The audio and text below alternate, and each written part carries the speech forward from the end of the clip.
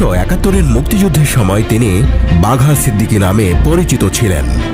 ইনি বাংলাদেশের মুক্তিযুদ্ধের অন্যতম সমন্বয়ক, যিনি ভারতীয় বাহিনীর সাহায্য ব্যতি রেখেই 1971 সালের ডিসেম্বর মাসের প্রথমার্ধে ঢাকা আক্রমণের প্রস্তুতি সম্পন্ন করেছিলেন।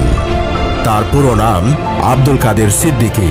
তাকে আর কারো দিকে থাক আর না থাক, অন্ততপক্ষে কাদের সিদ্দিকীর 16,000 মুক্তি বাহিনী এখানে আছে।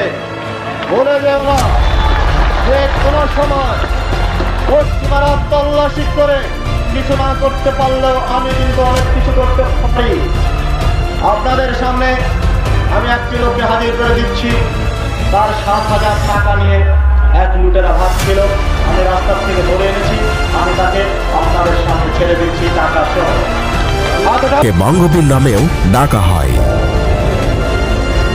মুক্তিযুদ্ধের অন্যতম বাহিনী কাদেরিয়া বাহিনী তার নেতৃত্বেই গঠিত ও পরিচালিত হয়েছিল।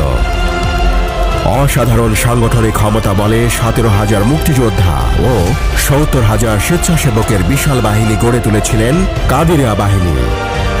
বলা হয় মুক্তিযুদ্ধের সব সেক্টর কমান্ডারের সম্মিলিত সাফল্যের চেয়েও বঙ্গবীর কাদের সিদ্দিকীর একক সাফল্য অনেক বেশি। মুক্তিযুদ্ধের জীবন্ত কিংবদন্তি বলা হয় বঙ্গবীর কাদের সিদ্দিকী বীর উত্তমকে।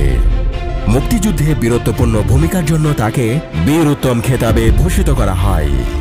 তার নামে সখীপুরে কাদেরনগর গ্রামের নামকরণ করা হয়েছে। আব্দুল কাদের সিদ্দিকী মুক্তিযুদ্ধের বীর নায়ক, রাজনীতিক, সমাজসেবী, পার্লামেন্টারিয়ান এবং লেখক।